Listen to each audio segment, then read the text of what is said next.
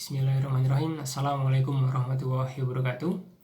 Perkenalkan, nama saya Taufik Ardianto. Sebelumnya saya ucapkan terima kasih kepada rekan-rekan IMM Universitas Muhammadiyah Kudus yang telah memberikan kesempatan pada kita semuanya dalam forum diskusi ini, meskipun tidak bisa bertatap muka langsung, tapi saya kira tidak masalah. Dan saya berharap semoga rekan-rekan dimanapun berada senantiasa diberikan kesehatan dan perlindungan oleh Allah Subhanahu wa Ta'ala. Nah, dalam diskusi kali ini teman-teman semuanya, dengan tema Indonesia Darurat COVID-19, bagaimana cara kita menghadapinya. Itu salah satu tema yang dirasa saya kira sangat luas sekali pembahasannya, karena dampak yang ditimbulkan oleh virus tersebut, pandemi tersebut, itu sangatlah luas di berbagai bidang, baik ekonomi, sosial, politik, pendidikan, kesehatan, dan lain sebagainya. Maka harapannya nanti dalam forum diskusi ini, semua orang peserta yang ada di grup ini adalah narasumber. Hanya di sini saya sebagai pemantik untuk memantik teman-teman untuk kita berdiskusi. Nah, nanti akan saya sampaikan penjelasan-penjelasan yang sudah saya buat untuk kita diskusikan bersama-sama. Maka silakan disimak video tersebut dan nanti silakan untuk kita diskusi bersama-sama. Baik, kawan-kawan semuanya, pada kesempatan diskusi kita hari ini dengan tema Indonesia Darurat COVID-19, bagaimana cara kita menghadapinya. Maka ketika kita membicarakan tentang tema ini cakupannya akan sangat luas sekali. Karena yang merasakan dampak dari COVID-19 ini adalah semua kalangan masyarakat dan semua bidang yang ada di kehidupan kita. Maka sebelum kita melangkah lebih jauh dalam tema ini, saya akan menampilkan dari data COVID-19 yang ada di Indonesia. Nah, ini adalah data yang saya peroleh dari MCCC, Muhammadiyah COVID-19 Command Center, per 17 April 2020. Nah, kalau kita melihat di Indonesia ini ditemukan 5.923 kasus terkonfirmasi positif. Kemudian 4.796 yang dalam perawatan, kemudian ada 607 yang sudah sembuh, serta 520 yang sudah meninggal. Nah, kalau kita melihat persentase dari sembuh dan meninggal yang ada di Indonesia, maka yang sembuh itu ada sekitar 10,248% dari kasus yang terkonfirmasi. Kemudian yang meninggal ada 8,77% dari kasus terkonfirmasi.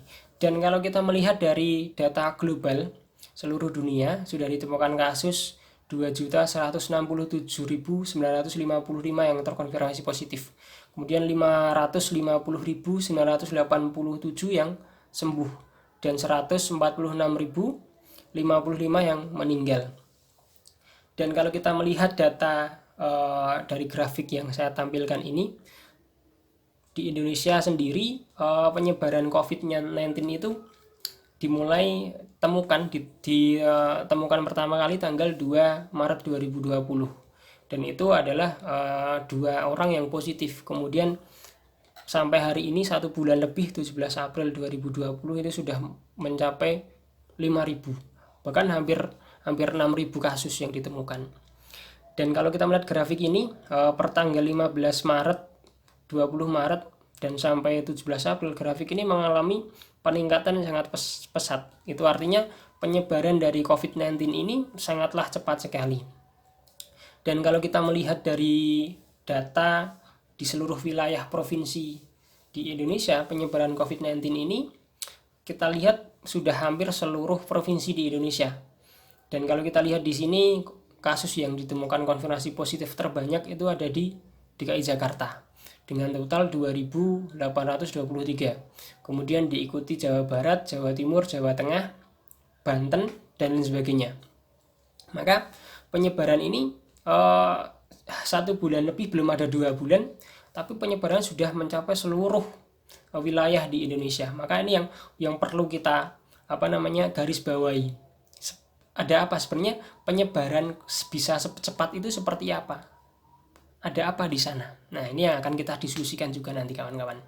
Nah, kalau kita melihat ke belakang terkait kronologi COVID-19, pertama kali ditemukan di Cina, di kota Wuhan, ini tanggal 31 Desember 2019. Dan waktu itu Komisi Kesehatan Publik Wuhan melaporkan bahwa sebuah wabah penyakit mirip pneumonia merebak pada 27 kasus yang dipastikan positif.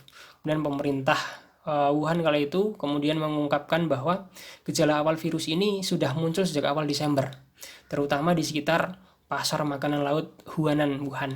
Kemudian tanggal 9 Januari 2020, ilmuwan mengidentifikasi sebuah virus baru sebagai penyebab wabah penyakit ini. Penularannya disebabkan virus corona jenis baru dan mengingatkan orang akan wabah SARS yang menyebar di Cina pada tahun 2002. Kemudian virus corona ini bisa menulari baik hewan maupun manusia, tapi kala itu virus jenis ini belum mengidentifikasi menulari antar manusia. Kemudian tanggal 12 Januari 2020, pemerintah Cina mengumumkan bahwa kematian pria 61 tahun di Wuhan yang terjangkit virus corona 3 hari sebelumnya. Kemudian berlanjut tanggal 13 Januari, kasus pertama di luar Cina ditemukan waktu itu di Thailand. Kemudian berlanjut ke 16, itu sudah merebak ke luar Cina, ke berbagai negara di Jepang. Kemudian tanggal 2 Maret itu kasus pertama di Indonesia oleh 2 pasien yang terbukti positif terinfeksi virus corona dari warga negara asing Jepang yang berkunjung ke Indonesia. Kemudian tanggal 14 Maret 2020, pemerintah Indonesia menetapkan virus corona sebagai bencana nasional. Kemudian 17 Maret 2020, pemerintah menetapkan status tanggap darurat bencana corona hingga 29 Mei 2020. Kemudian 31 Maret kemarin, pemerintah menetapkan status darurat kesehatan masyarakat. Nah, kalau kita melihat dari kronologi yang kita sampaikan tadi, dari Wuhan terus kemudian sampai ke Indonesia, itu kalau kita melihat tanggal-tanggalnya, kronologinya itu penyebarannya sangat cepat sekali.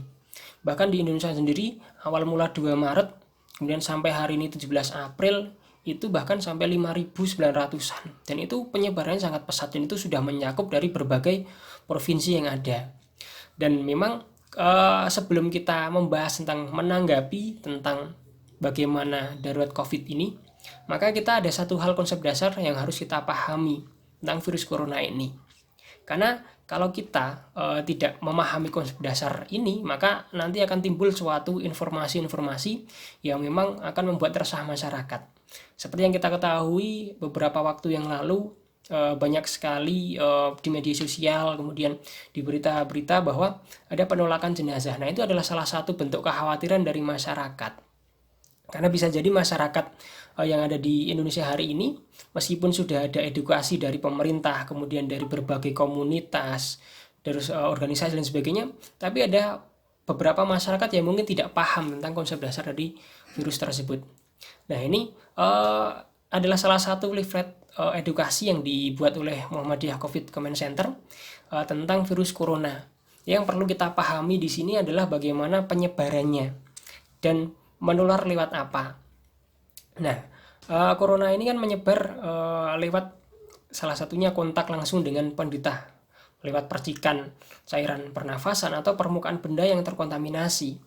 Dan corona sendiri ini adalah menyerang dari saluran pernafasan. Maka teman-teman, kalau kita paham tentang penyebarannya, maka kita akan bisa mencegah di sana. Bagaimana kita menanggapinya.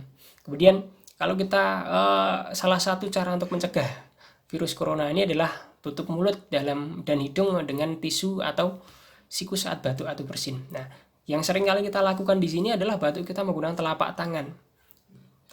Kemudian telapak tangan kita nempel di lain sebagainya, di gagang pipi dan sebagainya. Itulah adalah salah satu bentuk penyebaran di virus coronanya. Maka etika batuk yang benar itu adalah menggunakan siku. Maka itu salah satu cara pencegahannya. Kemudian rajinlah mencuci tangan, baik menggunakan sabun dengan air mengalir atau cairan pembersih, hand sanitizer dan jenisnya.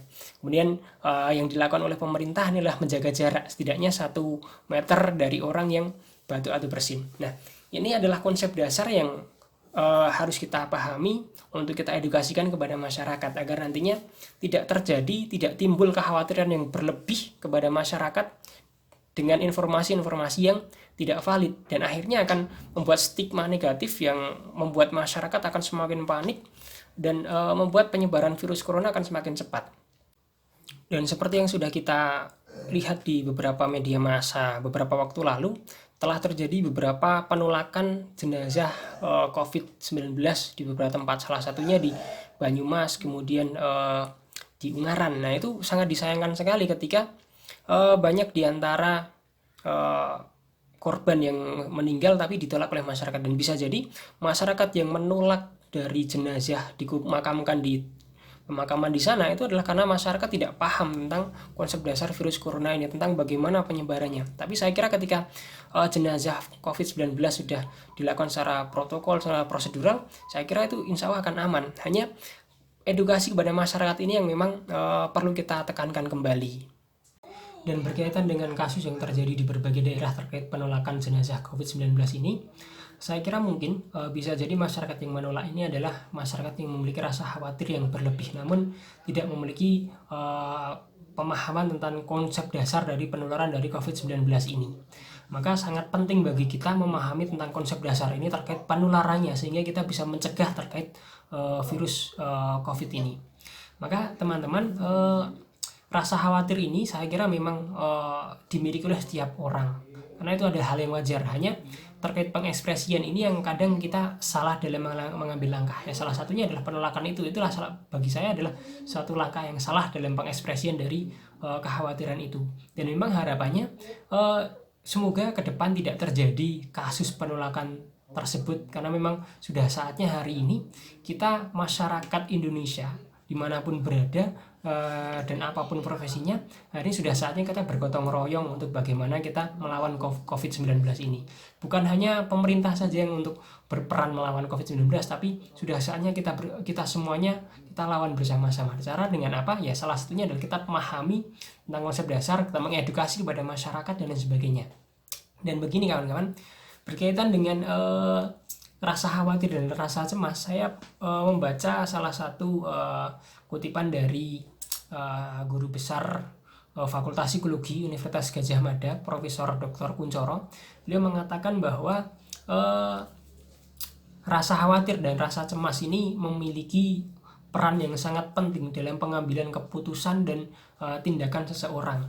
Maka yang terjadi kejadian hari ini, yang terjadi di kita hari ini bisa jadi disebabkan karena ketidaksiapannya masyarakat dalam menerima berbagai informasi mengenai COVID-19, dan akhirnya ini menyebabkan kecemasan yang sangat luar biasa terjadi di masyarakat. Maka dari itu kawan-kawan, sangat penting bagi kita untuk membangun kesadaran untuk tidak panik dalam menghadapi situasi hari ini. Karena obat apapun, penyakit apapun ketika kita hadapi dengan rasa panik, itu maka hasilnya tidak akan baik. Maka hal yang pertama harus kita lakukan hari ini adalah tidak panik. Tapi kita harus tetap waspada dalam menghadapi ini. Waspada wajib, tapi panik jangan. Dan mungkin bisa jadi kepanikan yang terjadi di masyarakat kita hari ini karena salah satu sebabnya adalah banyaknya informasi yang diterima oleh masyarakat terkait virus COVID-19 ini. Dan ini sangat mengingatkan kita, sangat pentingnya kita memahami bagaimana sebaiknya kita mengkonsumsi dan merespon dari informasi yang kita terima. Sebenarnya informasi informasi terkait COVID-19 hari ini tidak berpengaruh terhadap psikologi seseorang apabila seseorang siap untuk menerima informasi tersebut. Tapi ketika orang tersebut tidak siap menerima informasi tersebut, maka yang terjadi apa? Yang terjadi adalah kepanikan di mana-mana. Oleh karena itu, sangat penting bagi kita untuk tidak panik dalam menghadapi kejadian hari ini tentang wabah COVID-19 ini. Namun, kita harus tetap waspada dengan wabah COVID ini. Dengan cara apa? Kita memahami tentang virus corona tersebut, bagaimana cara penularannya, bagaimana cara pencegahannya agar kita tidak tertular dari virus tersebut. Dan di samping itu, kita juga mentaati himbauan dari pemerintah terkait kita jaga jarak dari orang lain agar kita terhindar dari penyebaran virus corona tersebut. Dan itu sangat penting, dan saya kira itu salah satu langkah pemerintah yang sangat efektif hari ini untuk memutus rantai dari penyebaran virus COVID-19 ini. Di samping itu pula kita juga harus menjaga kebersihan sekitar kita, baik badan, lingkungan, dan lain sebagainya. Salah satunya adalah kita sering-seringlah mencuci tangan dengan sabun, dengan air yang mengalir, kemudian memakai cairan antiseptik dan sebagainya. Itu adalah salah satu yang memang bisa kita lakukan. Di samping kita mengikuti himbauan dari pemerintah, kita senantiasa menggunakan masker, kemudian jaga jarak, dan lain sebagainya. Itu adalah salah satu langkah yang bisa kita lakukan untuk menghadapi COVID-19 ini. Jadi teringat tentang salah satu kasus yang terjadi di salah satu rumah sakit di Semarang, di mana ada salah satu pasien yang ternyata positif corona, tapi dia tidak jujur. Dan itu menyebabkan tenaga kesehatan di sana terjangkit virus corona. Dan ini sangat disayangkan sekali ketika masyarakat itu tidak jujur terkait apa yang informasi yang disampaikan kepada tenaga kesehatan, dan ini akan membuat semakin banyaknya penyebaran virus corona, dan ini yang perlu kita garis bawahi bersama-sama. Berbagai dampak yang terjadi berkaitan dengan virus corona ini, saya kira di berbagai sektor juga akan mengalami dampaknya, salah satunya ekonomi, karena kita lihat hari ini perekonomian yang dialami masyarakat hari ini mengalami penurunan, dan itu salah satunya dampak dari corona ini. Begitu pula dengan pendidikan dan sebagainya. Nah, ini yang perlu kita diskusikan bersama-sama. Mungkin ini karena memang basic saya di bagian psikologi, karena saya jurusan BK, mungkin saya ini sedikit pengantar untuk materi yang ingin saya sampaikan untuk kita bahas bersama-sama. Saya kira nanti teman-teman ada yang dari berbagai bidang ekonomi dan sebagainya bisa kita diskusikan bersama-sama. Saya tidak melangkah lebih jauh dari itu, tidak membahas secara detail, karena memang saya membahas sesuai dengan bidang yang memang saya geluti hari ini. Oke, terima kasih. Mungkin itu pengantar dari saya. Semoga ini bisa menjadi awal diskusi untuk kita, dan kita diskusi bareng-bareng. Oke, terima kasih.